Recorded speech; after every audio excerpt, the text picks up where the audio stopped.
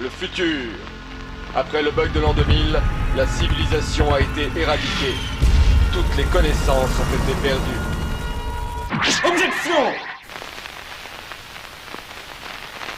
Le jeu de baston reste encore à ce jour un genre très populaire, comme le prouve le succès jamais démenti des séries Street Fighter ou Soul Calibur. Il s'agit pourtant d'un genre relativement récent. Ce n'est en effet qu'au milieu des années 80 qu'apparaissent les premiers jeux de baston. En 1984 sortait en effet Karate Do, aussi connu sous le titre Karate Champ. Le joueur incarnait un champion de karaté et devait affronter une succession d'adversaires contrôlés par l'ordinateur, arène après arène. Karate Champ n'utilisait pas un système de points de vie, mais les règles du Shobu Nihon Kumite. Un mouvement qui parvient à toucher l'adversaire mais fin au round. S'il est maladroit ou mal enchaîné, il ne rapporte qu'un demi-point, ou Azahari, mais s'il est bien exécuté, il rapporte un point entier, Ippon.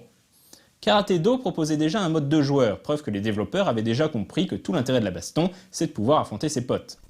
En 1985, Konami sort Yi-Har Kung Fu, dans lequel les ingrédients du jeu de baston moderne se mettent en place. Chaque adversaire possédait un style de combat propre. Il y avait un sumo, une femme ninja, un samouraï, etc.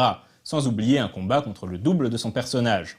Dans Yi-Har Kung Fu, la santé des combattants est représentée par des points de vie, mais on sent déjà les prémices des futures barres de vie. Yi-Har Kung Fu sera l'une des inspirations principales de Capcom pour son propre jeu de baston, Street Fighter en 1987. Un jeu qui est encore bien grossier, mais dont la suite sortie en 1991, Street Fighter 2, deviendra le maître étalon du jeu de baston moderne.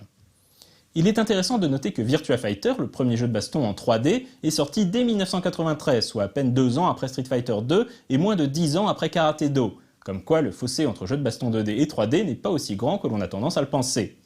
Virtua Fighter était une création du game designer Suzuki Yu, l'un des concepteurs de jeux les plus innovants des années 80-90, et ça tombe bien car nous allons reparler de ce grand monsieur du jeu vidéo très bientôt dans la Minute du Geek.